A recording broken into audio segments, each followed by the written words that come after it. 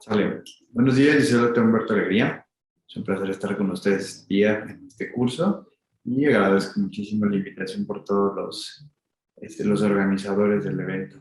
¿Vale? En el día de hoy yo les voy a hablar un poquito sobre la coagulación intravascular diseminada. ¿De acuerdo?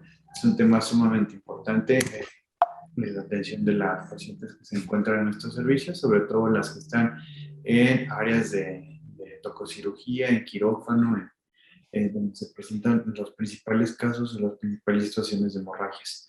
Recordemos que esta patología es secundario a algo. Eso es sumamente importante que lo tengan en mente. ¿De acuerdo? Porque dependiendo del origen de la enfermedad, pues es el tratamiento que va a requerir nuestra paciente. Por ejemplo, tenemos una condición subyacente, ahorita vamos a ver cuáles son los principales casos, pero en algunas de estas situaciones vamos a presentar o la paciente va a tener una situación de estrés, un daño, principalmente un daño tisular. Esto lo que va a ocasionar es que se active la cascada de la coagulación. ¿Esto qué va a tener como origen? Pues en una de las vías vamos a tener mayor consumo de plaquetas, ¿de acuerdo? Estas plaquetas se van a agregar y en una primera fase de la coagulación intravascular diseminada van a ir al sitio donde se presenta la lesión. En ese sitio de lesión se van a aglutinar, se van a pegar y esto puede dar pie a la primera fase, que es una fase de coagulación, ¿sale? Formación de microtrombos, que esto nos va a originar o nos va a llevar a la lesión de los órganos diana, ¿de acuerdo? Pero esta agregación de plaquetas va a continuar, va a continuar, va a continuar hasta que este número de plaquetas empiece a disminuir, ¿de acuerdo? También hay otra situación que son los factores de la coagulación, ya sea, por ejemplo, que tengamos una paciente también con un síndrome de Gel, que tengamos una paciente con una preeclampsia, que tengamos una paciente con un síndrome, con un hígado graso agudo del embarazo. Estos pacientes también van a tener un consumo de factores de la coagulación y va a ser una causa de una coagulación intravascular diseminada. Ahora bien, en las pacientes que tenemos con hemorragia obstétrica, este tipo de pacientes, pues también todos nuestros factores de la coagulación se van a estar yendo a través de ese sitio de hemorragia. ¿De acuerdo? Esto va a hacer que también nosotros tengamos varios depósitos de fibrina y que empiece a presentarse una situación de fibrinolisis.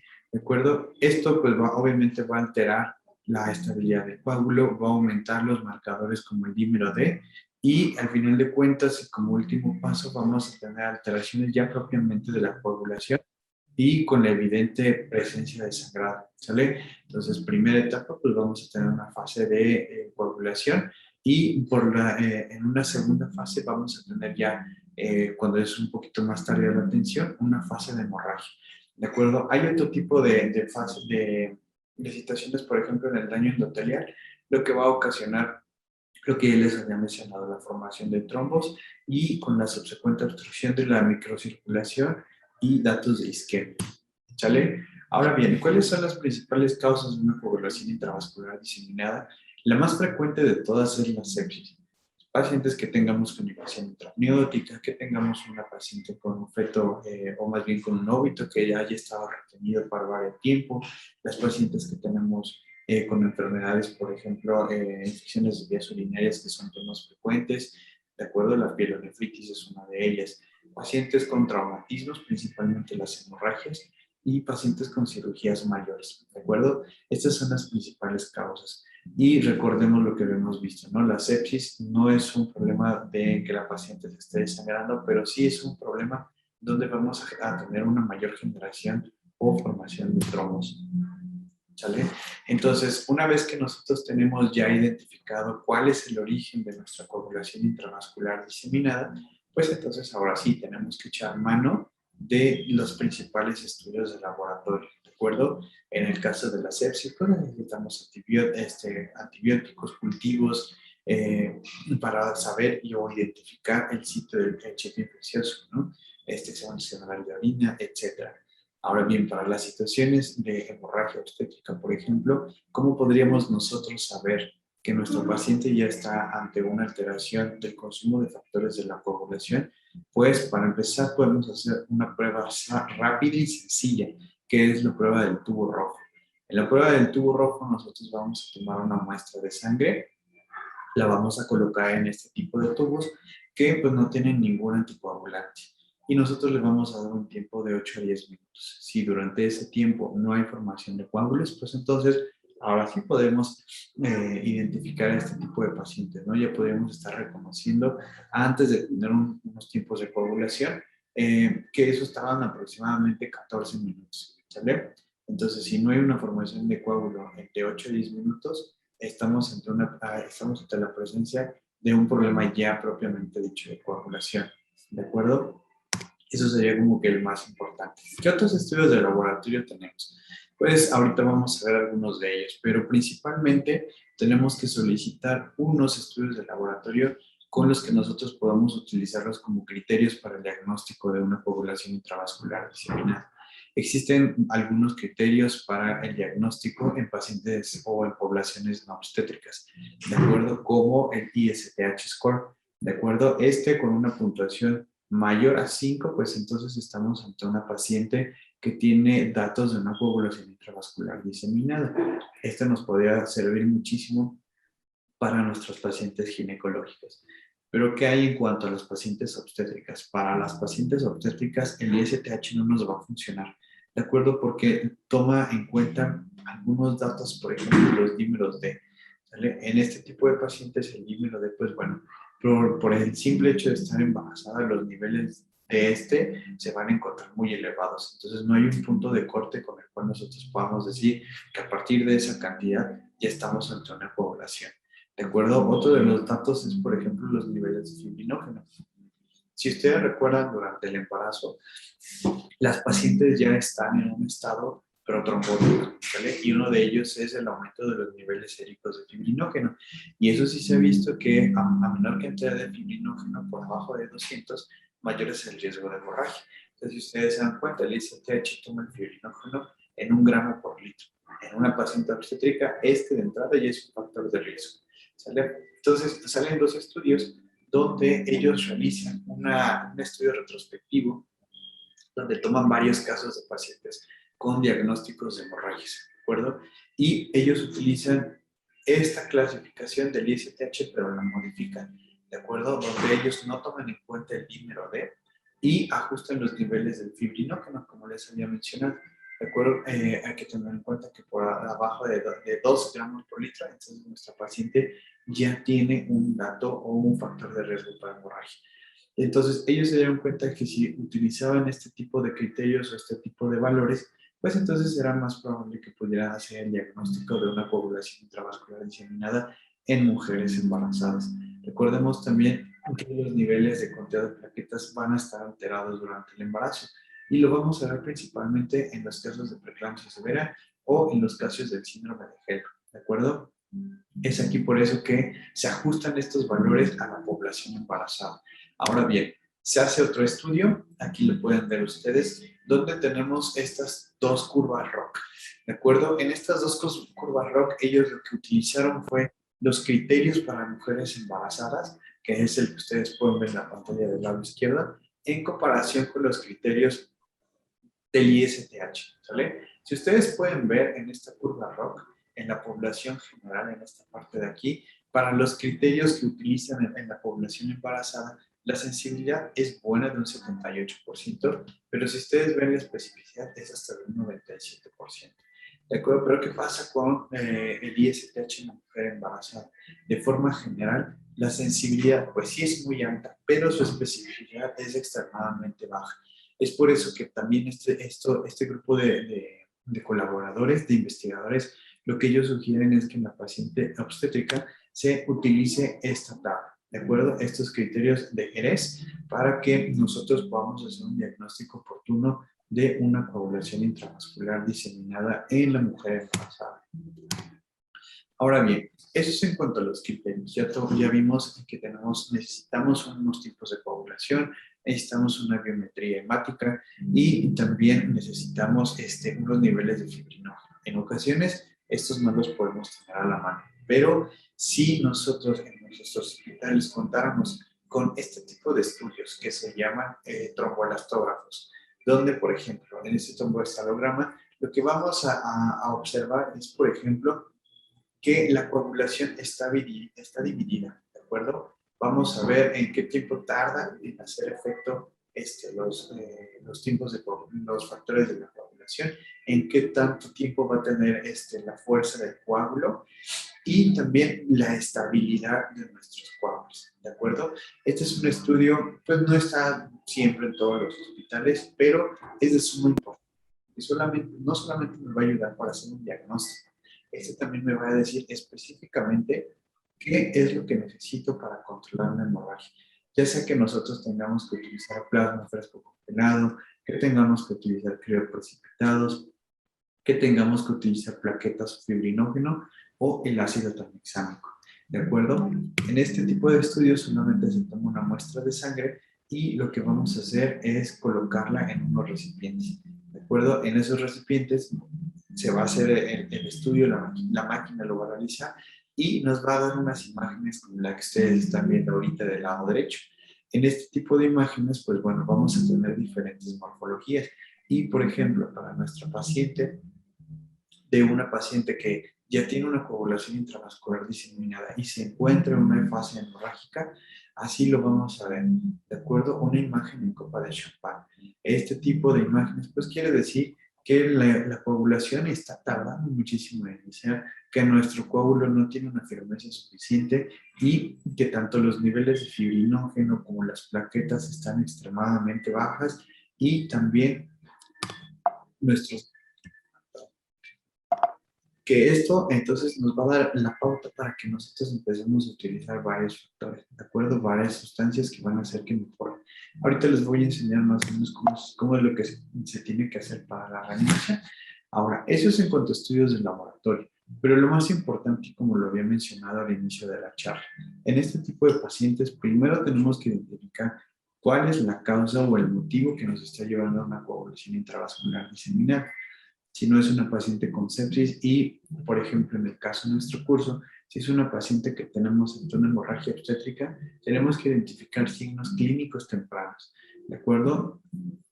Primero, frecuencias cardíacas muy elevadas, el conteo del sangrado, por ejemplo, aquí en esta sala, como ustedes lo pueden ver, pues muchísimo el sangrado que tuvo nuestro paciente, los datos de choque, datos de inestabilidad hemodinámica, si ustedes pueden ver, tiene una frecuencia de 136 latidos y una presión arterial media de 35, ¿de acuerdo? También lo que nosotros tenemos es contar con hemoderivados, pero también necesitamos apoyo de cristaloides. Ahorita les voy a hablar un poquito sobre esta reposición.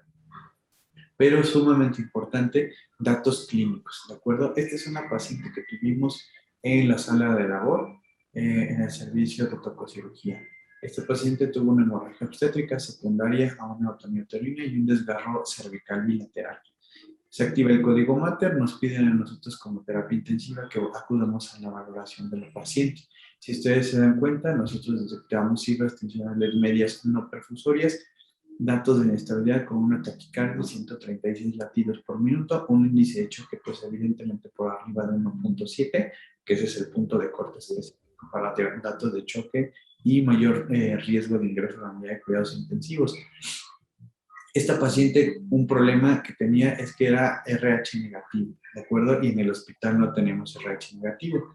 Cuando nosotros acudimos a la valoración de la paciente, solo habían iniciado reanimación con cristaloides y algunas gelatinas, que ahorita también vamos a hablar de esa situación.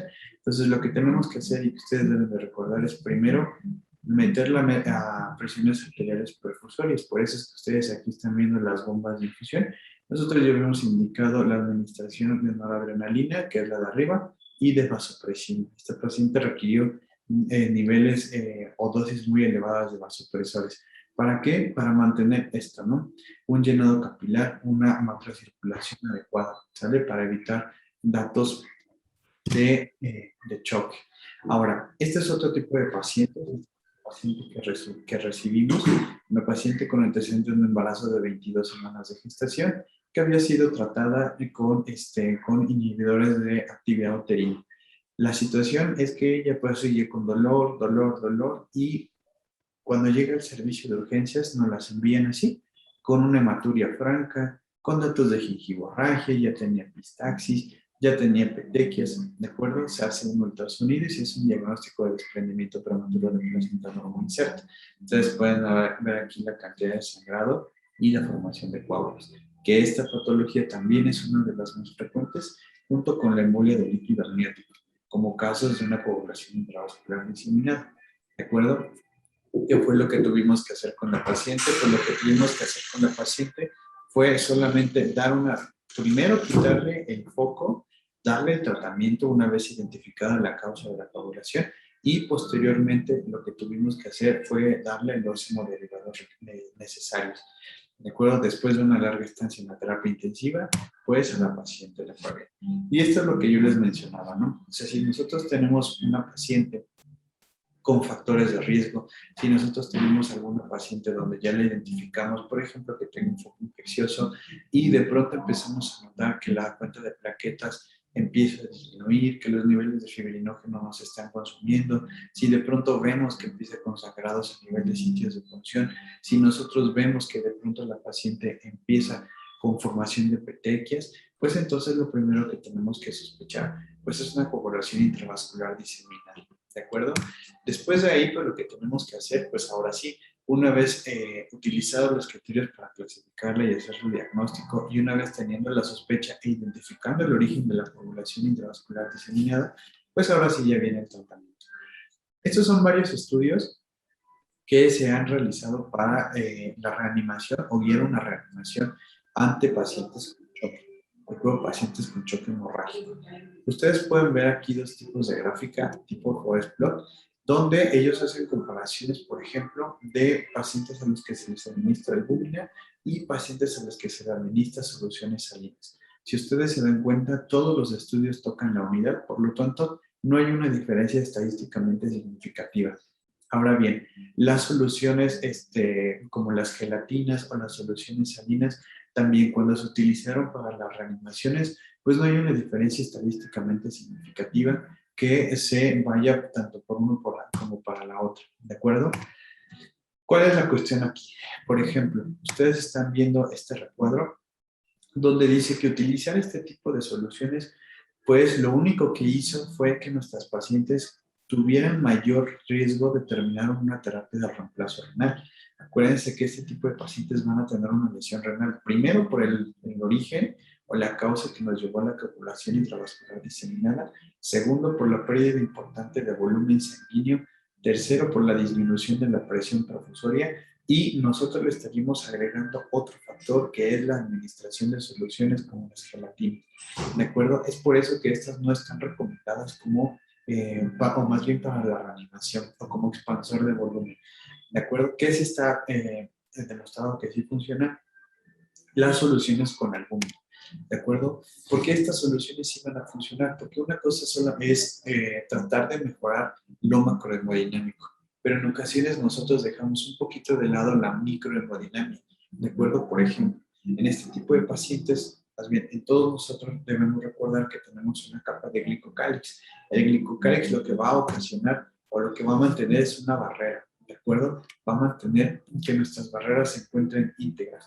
Cuando nosotros empezamos con administraciones amplias, por ejemplo, de soluciones cristaloides principalmente o las gelatinas, lo único que vamos a ocasionar es que esta barrera se rompa, ¿de acuerdo? Se va a volver más permeable y esto es lo que nos va a ocasionar, pues vamos a tener una pérdida de la coagulación, o sea, no solamente por la patología de base, sino también nosotros estamos contribuyendo a que se perpetúe esa coagulación intravascular diseminada, ¿de acuerdo? Y otra cosa que también vamos a tener es que vamos a aumentar la permeabilidad. Por eso es que las pacientes, por ejemplo, con preeclampsia, que utilizamos líquidos excesivos, que las dejamos en piso con cargas altas o volúmenes intravasculares muy elevados, ellas empiezan a hacer edema.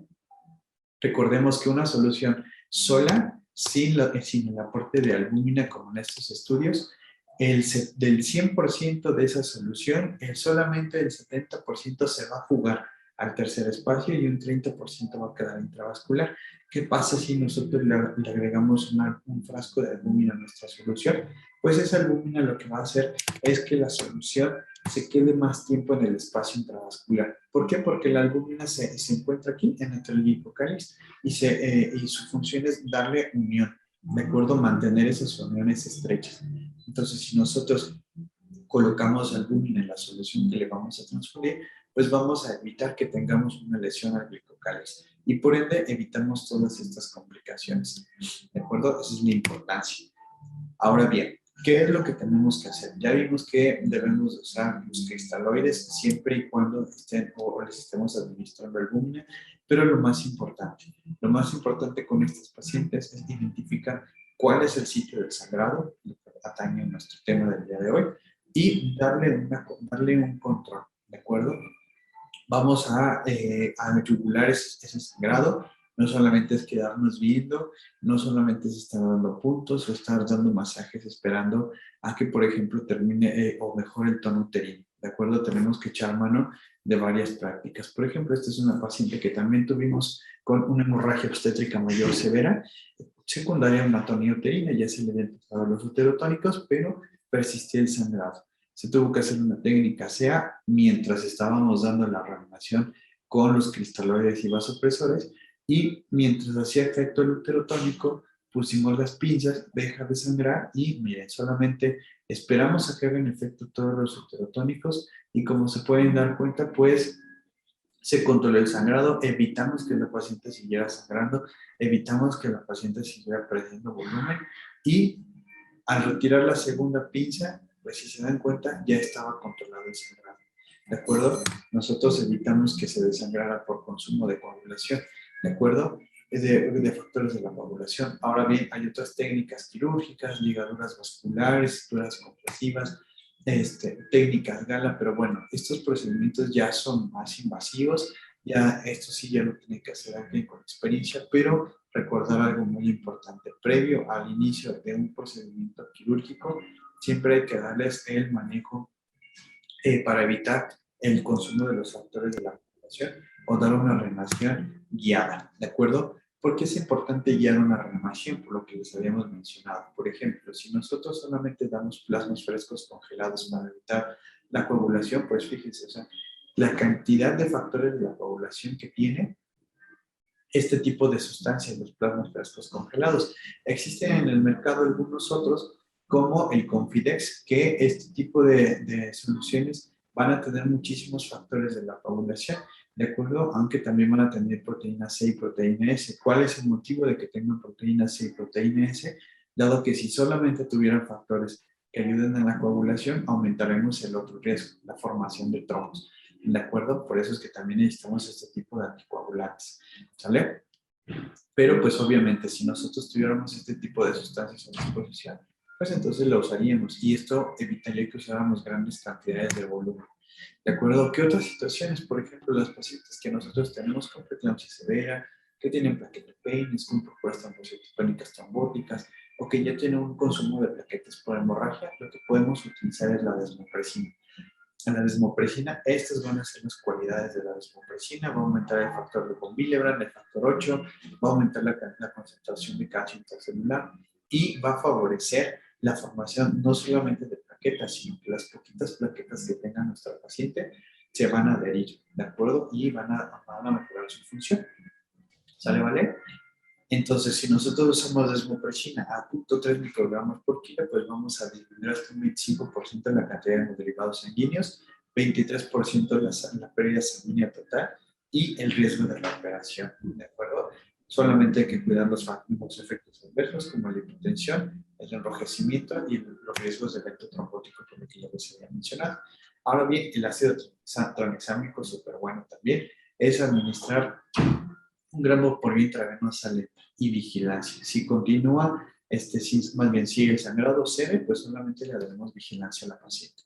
Si el sangrado presenta entre los primeros 30 a 24 horas después de la primera dosis, entonces ya está indicado la aplicación de un gramo de forma lenta. Ahora bien, ya vimos un poquito de medicamentos, ya vimos soluciones. También lo que debemos de recordar, pues es la aplicación de paquetes globulares, ¿de acuerdo? ¿Por qué? Porque no solamente necesitamos factores de la coagulación, lo que nosotros necesitamos también es glóbulos rojos que se encarguen de transmitir las concentraciones necesarias de oxígeno. Tenemos que mantener unas presiones arteriales perfusivas por arriba de 65 milímetros de mercurio, ¿de acuerdo? Esto es sumamente importante también, la administración de plaquetas. De acuerdo, sobre todo nosotros que vamos a tener pacientes que van a ingresar a quirófano, pues tener en cuenta que hay que administrar las plaquetas, por ejemplo, si la paciente tiene alto riesgo de hemorragia, por ejemplo, que tuviera una cuenta plaquetaria por debajo de 20,000, pero en ella sí estaría indicada la administración de plaquetas. En pacientes que nosotros tengamos con un conteo de plaquetas por debajo de 50,000 y con datos de sangrado, pues entonces está indicada la administración de plaquetas. Vamos a utilizar plasmas frescos congelados, crioprecipitados, fibrinógeno y la desmopresina que ya les había mencionado. ¿De acuerdo? Eso es lo que se tendría que hacer para una reanimación. Ahora, ¿cuál es la velocidad o qué tanto hay que ponerlo? Pues hay varias fuentes, ¿no? Se puede utilizar la administración de 1-1-1, un paquete, un plasma y unos crioprecipitados, ¿sale? Esto ya va a depender de cómo vayan resultando los estudios de laboratorio durante la atención del evento hemorrágico, ¿de acuerdo? Sumamente importante estar al pendiente de esto, ¿sale? Ahora, como conclusión, para el manejo de este tipo de pacientes, pues primero conocer los factores de riesgo, tener ya bien identificada la causa de hemorragia o la causa que nos está llevando a una coagulación intramuscular diseminada. ¿De acuerdo? Utilizar las escalas para hacer el diagnóstico, como la que ya habíamos visto, estar al pendiente de la evolución de nuestros pacientes y actuar en base a la patología que nos desencadenó. Si es una sepsis, antibióticos de amplio espectro. Disminución de la administración de líquidos para evitar las complicaciones. Si es una hemorragia, pues cerrarle la llave y después la administración de hemoderivados. ¿De acuerdo? Expansores de volumen, soluciones con albúmina, no lo olviden. Y por último, actuar de forma inmediata, como lo vimos en la imagen previa. Tener un equipo de respuesta inmediata, tener un equipo o un carrete de paro, contar con hemoderivados. Si no tienen hemoderivados, pues siempre estar pendiente, ¿no? Sobre todo si van a tener en sus unidades pacientes graves que requieran, pues uno de dos, conseguir los hemoderivados que ustedes crean conveniente que van a utilizar. O punto número dos, enviarlos a un hospital que cuente con todos los recursos. ¿De acuerdo? Esto con la finalidad de no perpetuar la patología y de mejorar el pronóstico de nuestros pacientes. ¿Vale? Esas serían nuestras conclusiones en cuanto al tema de coagulación intravascular diseminada. Agradezco mucho su atención y agradezco mucho la invitación de los organizadores. Si ustedes tienen alguna duda, estaré al pendiente de sus preguntas, me las pueden hacer llegar y espero vernos hasta la próxima. Que tengan buen día.